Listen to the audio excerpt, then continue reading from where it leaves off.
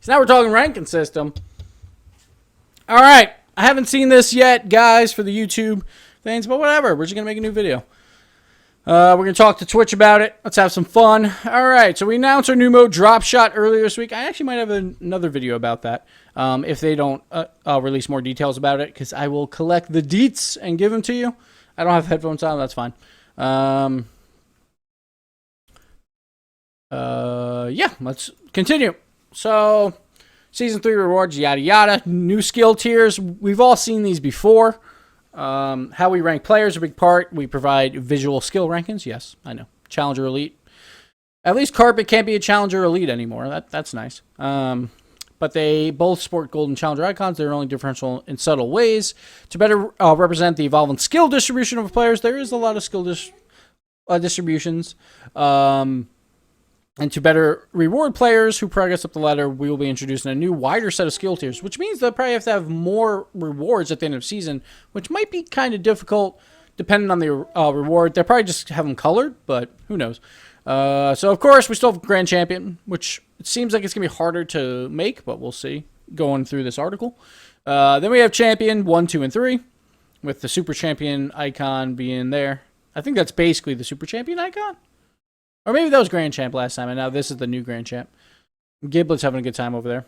Then we have Diamond, Platinum, Gold, which kind of weird. Platinum was top 100 last time. Now it's below Diamond, but that's fine. Gold, Silver, Bronze, with some cool little fancy curves. It's weird that Bronze is like a different curve than Silver, and then Gold's a different curve. And Platinum's the same curve as Bronze, and Diamond's the same curve as Silver. I don't know. It works, I guess. It's fancy looking. We'll go with it. Okay. Sorry, guys. I'm not taking questions yet. We'll take questions at the end of this. But we think these new tiers will do a better job of breaking up wide ranges of skill.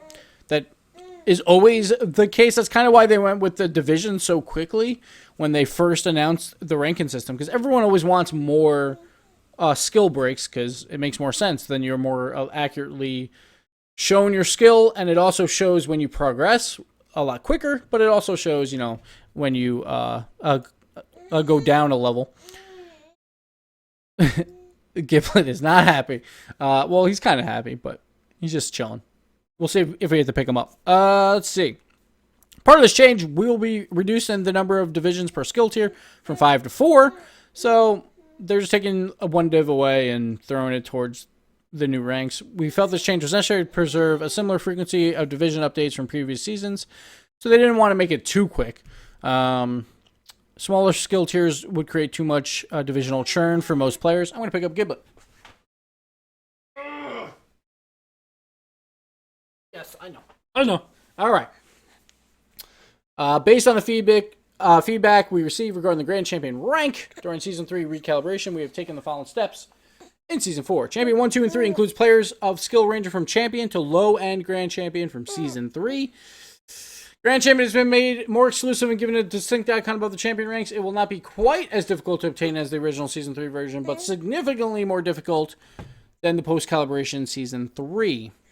Now, does that mean the post-calibration... Oh, no, yeah, okay. So post-calibration, when it first happened, it might be more in tune with how it was at the start of Season 3. Again, the one thing I worry about is as more games are played, then the easier it is to move up ranks if they still have like a skill floor. I think we did plateau at some point during this season or towards the end of that, but there is definitely like if you play more games, the whole community rises in rank, as we saw before the post-calibration. So we'll see. Soft skill reset, which is what we assumed what was happening. I think a dev said it somewhere. Like previous seasons, Season 4 will reset your skill tiers for each competitive playlist. However, we do not want to repeat the matchmaking frenzy of the first few weeks when we did a full skill wipe. So this will help mitigate the whole it's impossible to hit Grand Champion right away. And average match quality was poor as the entire player base churned through placement matches and climbed back to their relative skill rankings. Placement matches was... They're not actually placement matches. That's the one thing I wish they would do maybe a little bit better. They're just 10 rank games, and then you get a rank. It's not really like trying to move you up and down a lot to see where you fit in. I wish that's how it would be, but maybe that will come. Instead, your placement, matchmaking, and eventual skill ranking will be informed by your previous season rankings. while we don't aim to place you at the exact same rank you left off, we do want to clear initial separation so that Grand Champions aren't wiping the floor with Bronze players on their climb. So you would think, sometimes, like people say, like you take the average rank and take the difference of your rank and divide by 2, and then like that's how far down you move or how far up you move at times. It's probably something like that, where like the Grand Champs will come down to maybe a diamond rank or so, but we'll see. We don't know exactly yet. Oh, I'm sorry. For example, Season 3 champions will likely place into Platinum tiers, while All-Stars and Superstars from Season 3 will be placed into Gold initially. So, yeah, I was pretty close with that, I guess. We've heard your feedback on season length and agree that Season 3 lasted too long. We think an optimal season length is roughly 4 months. Okay. I would just do 3 months. Like, why not do it, like, there's already seasons in the real world. Just have seasons based on that. I think that would work out pretty well. But the ultimate end date may depend on what changes we feel are necessary before a new season begins. That's understandable. For this reason, we don't want to promise an exact end date for Season 4, but yeah, so roughly 4 months. So that would be July. So that's kind of right after LAN, I guess. So if you're kind of going by RLCS seasons, sort of. But 3 seasons seems to make a lot more sense, but that's fine. 4 seasons is fine. We're hard at work on a variety of matchmaking improvements, but it's worth talking about specific changes in the context of Season 4. Now, I haven't read this yet. I'm going to guess solo standard is gone. I really want them to add just 3s. You have to play as a team, or you play a solo. I would love that, but I don't think they're doing that. So let's see what they're doing. The most significant change is how we're calculating matchmaking MR. In previous seasons was a conservative estimate of your skill. So uncertainty levels, yada yada. This made for a smoother introduction to the game, but creating inconsistency in matchmaking. So your MMR and your skill tier are now based on your skill value itself. This is a few direct benefits. Good players with high uncertainty aren't underranked anymore, leading to fairer, more fun matches with more consistent skill gains and losses. And players will more quickly reach their appropriate rank, which is always nice, which means less unbalanced games overall. We're also testing a variety of other matchmaking enhancements. Some of these will come online with Season 4. So the whole uncertainty thing, they did that a little bit this season. I think a lot of us had a lot of arguments of like, we don't need to be like slowly transitioning into these ranks. And that's kind of where the win streak came in at first, but I think they're going even another step forward with this. So that's nice. Players will more quickly reach their appropriate... Oh, never mind. I already read that. We're also testing a variety of other matchmaking enhancements. Some of these will come online with Season 4. Some will be rolled out in weeks and months ahead. A few things that we're looking into. General speed and quality enhancements to allow for faster, more reliable matchmaking. More intelligent matchmaking based on how popular or populated your playlist is. That's pretty smart. For example, if you're Gold 2 and there's a ton of Gold 2 players, we'll try to be more restrictive. But if like you're playing Rumble, which is not ranked, but there's not a lot of players there, they're probably going to search a little wider at first. And matchmaking will be a little bit faster, more flexible in off-peak hours. That makes sense. Neo Tokyo and Arena preference teams. Huh. Ooh, Neo Tokyo Arena being removed from our competitive and casual playlists. It will return to online play as a standard format arena in the future. Well, guys, it's been fun. It's been fun. Personally, I'm not a huge fan of Neo Tokyo anyway. I think the map was a little too extreme. It was my least favorite weird map, I would say. But I hope this trend doesn't continue as like, oh, it's a standard map now. I really hope this trend doesn't continue. But maybe back, I think it was a DFH locker room, we talked about that weird maps or non-standard maps have to have one small change in them to make them still viable to play and not be too extreme for casuals or even pros itself. But so Neo Tokyo was definitely that one that's been way out there. Like Wasteland is a little bit out there, but most people have figured out Wasteland. And then and Starbase is just a wider map with a couple like extra walls. It's not a huge deal. Neo Tokyo was definitely that one that was like, this one's going a little far in weirdness. So we recognize that alternate format arenas are a controversial subject. Yeah, just a bit. And did not make this decision lightly. The data we gathered since the arena preferences feature launch in December shows far less dislikes for these arenas than one might expect from reading social media. Of course, that's how it always is. Like, negative people are going to shoot out that they hate these maps. but it did amplify our internal concerns about whether the Neo Tokyo Arena design met our standards as a team for Rocket League. We still feel that alternate arenas provide a valuable dose of variety and online experience. However, the infrequent usage of these arenas in Pro Tournament play, an important part of the reason we introduced them in the first place, has us thinking deeply in the future. Going forward, we will continue to look at arena preferences, data, and community feedback on the topic. So, my big deal with this is the only way you're going to make pros actually play these maps is if you force them to play these maps. There's almost no reason, unless a team is smart and is like, I'm going to try Wasteland and get some practice time in there. Even the best teams can still play on these maps. It's not that big of a deal for them, but it just makes it a little bit less optimal for them.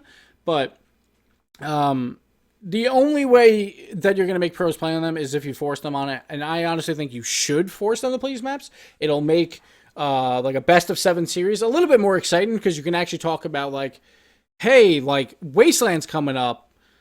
Let's talk about G2's been really dominant on Wasteland, and then Neo Tokyo's right after, or whatever. Well, now it's not Neo Tokyo, but Neo Tokyo's right after, and the other team, the NRG's been really dominant on it. Let's see if one of these guys can take the map off the other team, and stuff like that is just more fun to talk about than just like, hey, we're playing another standard map. Let's go. No, they're exactly the same game again. Like, it's fun, but at the same time, like, if you want more conversation about teams and about stuff like that, you kind of need different arenas. Like, every esport has something that they can talk about where there's changes. Like, shooters have maps, MOBAs have different heroes. Rocket League basically has none of that. It's just what they do in this one specific thing, because cars don't really make that much of a difference. So, I hope at some point, Psyonix is just like, fuck you, and throws these maps in and forces them to be played, but it probably won't happen. And that's kind of like probably an extreme thing, but hey, that's what I want. Anyway, and additionally, we're making a few changes to the arena preferences system to make it more consistent and understandable, and arena's odds are now modified by simple percentage of that lobby that likes or dislikes. That should have been how it was the whole time. If half the players in the server dislike a map, it'll appear 50% less often. If one player likes a map and another dislikes it, yeah, it'll be neutralized. And if all players dislike it, it'll never appear. That's kind of how it should have been since the start, but that works. I would much prefer a veto system, but what can you do? But yeah, so there we have it, guys. No more Neo Tokyo. Rest in peace. I wonder, I assume they'll still keep it in private games because, like, it's already built, so why not? They might have to call it something different, or Neo Tokyo Old, but we don't need more standard arenas. There's no point of them, honestly. Like, Aquadome didn't go all that well. Like, personally, I don't see the reason for more normal arenas, but what can you do? But we will get a new ranking system in, a little bit more of brackets going back and forth. They haven't talked about the playlist. I would think that they would get rid of solo standard because no one plays solo standard. I would love, again, that if you're not a team in twos, you have to play solo twos. If you're a team in twos, you play team twos. If you're a team in threes, you play team threes and then solo threes. That would add one extra playlist, but I don't think it's the end of the world. Because the only way to get a proper rank that actually like tells the truth to an extent is by going through solo. Because otherwise, it's more about boosting or just like, hey, if I have a really good teammate this time, then we're probably going to win a lot of games or get carried or whatever. So that's what I would like to see. They haven't talked about it much, though. And then, of course, we got Drop Shot coming in, which looks freaking hot. But yeah, that'll do it, I guess. No more Neo Tokyo. Rest in peace. Giblet, your favorite map is gone. So Giblet's actually just a really big weeb, right? You know? But it's gone. If you guys have any questions, throw them out real quick before I end this YouTube portion. We'll stay on Twitch probably for a little bit. All right. Yeah, I was not a huge fan of Neo Tokyo. Like, I still liked it as an arena because I like playing the weird ones more than standard, or at least to an almost like SARP BC level of just like, you get a different map each time. But Oh well. Goodbye, Neo Tokyo. Which is not the end of the world, I guess. Where would I be in the new rank since I'm super champ now? Well, they were saying like you would probably be platinum. But that doesn't mean that's where you left off. Like if you were a super champion, you would probably be right around champion 1 or champion 2. Once you get back up to your rank. That's what they're kind of saying. They're saying that Grand Champion will be a little bit more exclusive, but the champion ranks themselves are not changing all that much. And it won't be as... Like, it won't be a top 100 in Grand Champion, which I think some people expected, but they did say that it'll be a little bit more strict. But that does give me hope. Maybe I can make it to Grand Champion if I really grind or if I get boosted by the pros and threes, I guess, because I think they like playing with me, I think. I passed to them, I guess. I don't know. But 2s, maybe I can make a run at it. We'll see how the ranking system works out. 1's probably not going to happen. But yeah. You talked about team playlists in 2s and 3s, so like team 2, solo 2s, team 3s, but you would keep solo 3s. So that's the only way I would keep solo 3s is if you could only play team 3s if you had a team of 3. Then players would be forced to play solo 3s and it would make a lot more sense. Right now they're not really forced to and they would rather just a faster queue time, so they go to team 3s. But I would love if like you could only play team 3s with a team of 3. Yeah, sure, it sucks for a team of 2 if they want to play 3s, but I think that's better off because then the solo ranks will be way more valuable than what the ranking system we have now, except for solo 3s. But since no one plays it, that rank isn't that valuable either. So, yeah, that's what I would prefer. Shuja, do you remember when I had an easy goal and you drove in front of me and missed? Yeah, but we won that game. It's called building the hype. Building that brand, making the games closer, Shuja. Come on, man. Come on. Solo feels like people see the word solo and think it means don't pass, do solo plays. Like I think it's certain players. Like when I go into solo 3s, I still look for teammates and stuff like that. It just depends on how you're playing. But yeah. I think I'm going to cut off YouTube here. Thanks for watching, guys. New ranking system coming in just a few days, March 22nd. If you're trying to get those Season 3 rewards, do it pretty quickly because it's coming. Giblet, you got to work on getting the champion. You haven't done that yet. No champion rank. Why are you not champion yet? You disappoint me. I know. You disappoint me. Disappoint me. Yeah, play with your pop filter. That'll do it, guys. Thanks for watching.